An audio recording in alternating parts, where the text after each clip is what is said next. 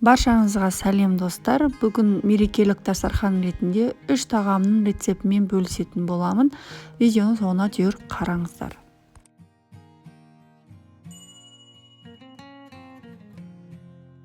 Бірінші әзірлейтін тағамымыз біздің түйе тауық қанаттарынан картоп екеуін қосып духовкада пісіретін боламыз. Ол үшін бізге күрке тауық қанаттары, пияз, картоп, сарымсақ, тұз. Мен сарымсақтың кептірілген түрін қостым. Сіздер қаласаңыздар кәдімгі сарымсақ қоссаңыздар болады.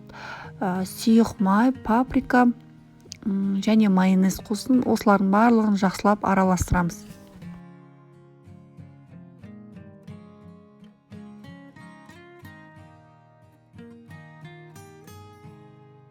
Пешімізді алдын ала қыздырып, 200 градуста 45-50 минуттай толық піскенге дейін пісіріп аламыз. Менде мұнда тағам пісті, өте жаңағы сочный болып піседі. Піскен піспегенін осылай картопты кесіп және түйе тауығымыздың етін осылай кесіп көрсеңіздер болады. Менде мұнда сіздерге көрсеттім. Іші толық піскен.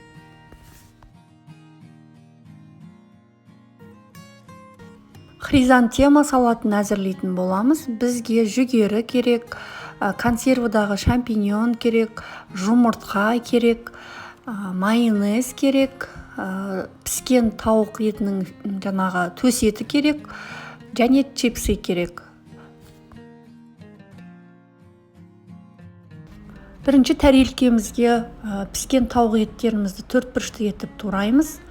Майонезімізді әр шетіне құйып шығамыз, және қасықтың көмегімен осы майонезді барлық жеріне жағылатындай етіп жағып шығамыз.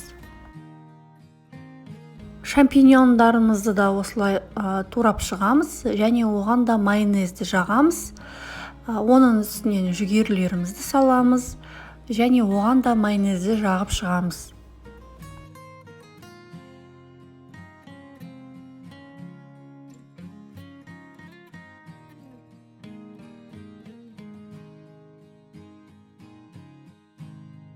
Енді жұмыртқаларымызды ағы мен сарысынан ажыратып аламыз. Бірінші ағын үгіткіштің үлкен тісімен үгітіп бетіне салатымыздың үстіне қойып аламыз. Оған да жаңағы майонезімізді жағамыз.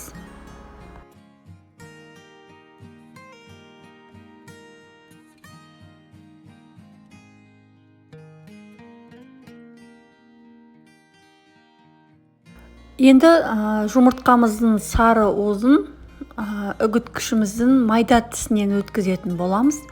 Барлық жеріне молынан жағамыз. Сонда біздің салатымыз әдемі көрінеді. Ең соңғы бізде чипсыйымызды осылай гүлдің пішініне келтіріп, жан жағына қойып шығамыз. Чипсыйдың осындай қатты түрін қолдануға кеңес берем. Осындай қатты түрін қолдансаңыздар, дастарханы әдемі көрінеді.